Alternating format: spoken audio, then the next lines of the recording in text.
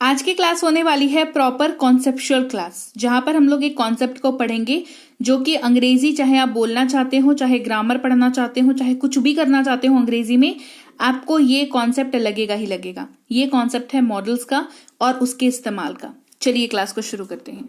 सबसे पहले बात करेंगे कुड की और साथ में लगे हुए हैव की। देखिए could, can, could, may, might, shall, should, ये सब हम लोग ऑलरेडी पढ़ चुके हैं। इनका अब ना थोड़ा इलोंगेटेड हम लोग इस्तेमाल पढ़ रहे हैं, जहां पर ये जो शब्द की श्रेणी है कुड, शुड, वुड, ये हैव के साथ, बी के साथ यूज होते हैं। बी वाली क्लास जो है अगर आपको चाहिए तो कमेंट करके मुझे बताइए। हैव वाली क्लास को फिलहाल देख लीजिए। कुड के साथ हैव जब लगता है तो इसका मतलब बन जाता है सकता था, सकती थी, सकते थे। ठीक है, इस्तेमाल कैसे होता है वो बताने से पहले आपको स्ट्रक्चर जानना जरूरी है और क्या है इस शब्द का पर्पस, इस शब्द की जिंदगी का मकसद क्या है वो जान लीजिए।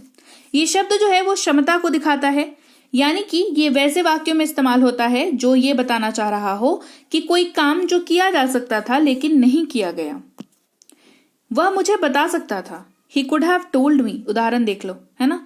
वह मुझे बता सकता था, ही कुड हैव टोल्ड मी, लेकिन उसने बताया नहीं है। इसी वजह से आप ये वाला जो है दुख व्यक्त कर रहे हो कि वो मुझे बता सकता था। He could have told me. Structure समझ लो, बहुत सिंपल स्ट्रक्चर है। सब्जेक्ट लगेगा, कुड हैव लगेगा, कुड हैव के साथ वर्ब के तीसरे फॉर्म का यूज होगा और ऑब्जेक्ट रहेगा, मतलब जो बाकी शब्द बचा वो ऑब्जेक्ट में हो गया। ठीक है, अब इसी वाक्य को देख लो। He could have told me. He यहां पर सब्जेक्ट है, हम लोग मान के चल रहे हैं कि पुरुष की बात हो रही है, तो ही सब्जेक्ट है। कुड हैव लगेगा, बताने की अंग्रेजी होती है टेल, है ना, उसका V3 होता है टोल्ड, तो ही कुड हैव टोल्ड, और मी जो है वो ऑब्जेक्ट हो गया, तो he could have told me. वह वहां जा सकता था, he could have gone there, he could have gone there. Clear हो गई बात। चलिए, ये हो गई बात कुड हैव की। अब बात है शुड हैव की। शुड से परिचित हैं आप सब। उसके साथ हैव जब लगता है तो क्या मतलब होता है? मतलब बनता है ना चाहिए था। क्या मतलब बनता है? ना चाहिए था। यानी कि कोई काम जो करना चाहिए था लेकिन काम किया नहीं गया। राइट, कोई काम जो करना चाहिए, देखिए वहां पे बात हो रही थी, कोई बात बताई जा सकती थी लेकिन बताई नहीं गई। यहां पर कोई काम जो करना चाहिए था लेकिन किया नहीं गया। स्ट्रक्चर बनता है simple, subject plus should have plus V3 plus other words. अगर वाक्य में है वेल एंड गुड, नहीं है कोई बात नहीं। ठीक है, उसे जाना चाहिए था, ही शुड हैव गॉन। उसे जाना चाहिए था, he should have gone। उन्हें बताना चाहिए था, they should have told, they should have told। ठीक है, अब बात करते हैं would have की। would के साथ have का प्रयोग। ठीक है, मतलब हो जाता है चुका होता, चुकी होती, चुके होते, या तो इस तरीके से दिखेगा, या तो या होगा, ये होंगे, इस तरीके से दिखेगा। ठीक है, ये कैसे यूज करता है कि किसी कार्य, ये कैसे वाक्यों में यूज होगा कि ऐसे वाक्यों में जहां पर किसी कार्य के होने की संभावना थी। ठीक है, वेरी केयरफुली सुनिए, किसी कार्य के होने की संभावना थी लेकिन कार्य किया नहीं गया। Subject plus would have plus V3 plus other words वाक्य में है तो। मैं पहुंच चुका होता, I would have reached. Train time पर होती तो मैं पहुंच चुका होता, आई वुड हैव रीच्ड। वह पहुंच गया होगा, he would have reached, he would have reached. ठीक है, अगला देखो मस्ट हैव। मस्ट हैव का मतलब होता है जरूर, पास होना चाहिए। ये इसका पहला यूज है, इसका दो यूज होता है। ठीक है, must have. Structure subject plus must have plus object. यहाँ पे V3 V4 इसका कोई टंटा नहीं है, सब्जेक्ट मस्ट हैव ऑब्जेक्ट, यही है इसका स्ट्रक्चर। ठीक है, आपके पास एक कार जरूर होनी चाहिए, you must have a car, you must have a car। subject must have a car object। ठीक है, हमारी जेब में बटुआ जरूर होना चाहिए, we must have a wallet in our pocket। we subject must have a wallet से लेकर के in our pocket तक जो है ये ऑब्जेक्ट है। ठीक है, we must have a wallet in our pocket। दूसरा यूज समझ लो मस्ट हैव का। ठीक है, अवश्य चुका है, अवश्य चुके हैं, अवश्य चुकी है, या तो ऐसे दिखेगा जरूर या होगा, जरूर ये होंगे, जरूर ये होगी।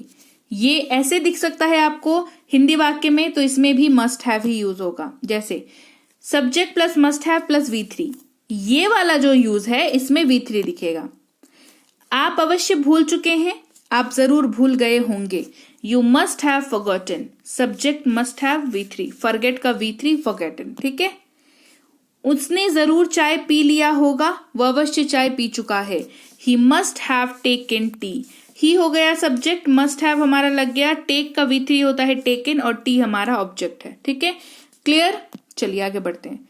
अब बात करते हैं मे हैव की। मे हैव का जो मतलब होता है वो होता है पास हो सकता है, और ये संभावना को दिखाता है।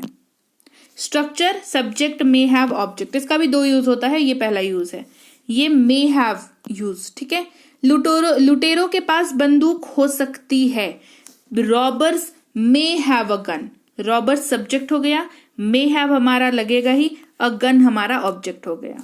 ठीक है, दूसरा देख लो, जब ये संभावना दिखाता है, या होगा, ये होंगे, ये होगी, चुका होगा, चुके होंगे, चुकी होगी, ऐसे यूज होता है, तो ऐसे भी यूज होता है। ठीक है, तब ये संभावना दर्शाता है।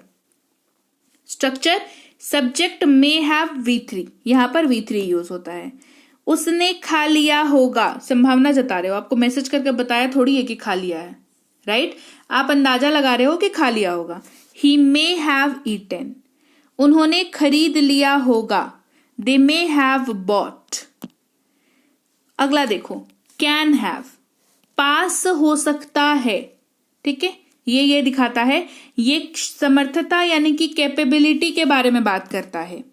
Structure subject can have object, simple structure है। ठीक है, उनके पास कार हो सकती है, they can have a car, उनके पास कार हो सकती है, they can have a car, मतलब क्षमता है उनकी, हो सकती है उनके पास कार। ठीक है, फिर देखो विल हैव, इसका मतलब होता है पास होगा, है ना, पास होगा। Structure subject will have object, बहुत सिंपल स्ट्रक्चर है। उनके पास एक लैपटॉप होगा, he will have a laptop, उसके पास एक लैपटॉप होगा, he will have a laptop. उसके पास जल्द ही एक घर होगा, she will have a home soon, she will have a home soon. Clear हो गई बात। तो चलिए, ये हमने पढ़ा मॉडल्स के आगे का यूज।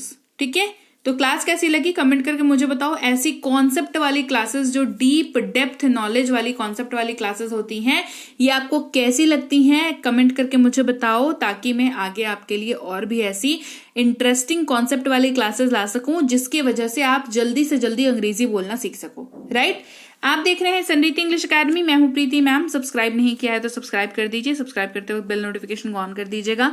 हमें फेसबुक और इंस्टाग्राम पर फॉलो करना बिल्कुल मत भूलिएगा। साथ ही हमारी ऐप है समृद्धि इंग्लिश एकेडमी, वहां पर आपको बेसिक से प्रो स्पोकन इंग्लिश की कोर्स मिलती है, इंग्लिश राइटिंग की कोर्स मिलती है, letter writing, application writing, paragraph writing, notice writing, report writing, what not, इसमें सब कुछ इंक्लूडेड है, सारी राइटिंग की सीरीज इंक्लूडेड है।